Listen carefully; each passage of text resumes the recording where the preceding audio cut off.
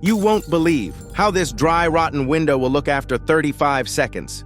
First, she starts by cutting out all parts of the damaged frame and then sands good parts. Then she cuts new sill from the most durable wood you can choose, puts it perfectly in place, and then she uses epoxy and small boards to make this frame look like a new one. After that, she sands the frame, puts primer on it, and puts a small window in place. But there is one last step, painting the frame in this olive green paint, which makes all the difference. This is the result, and I wonder how much it costs.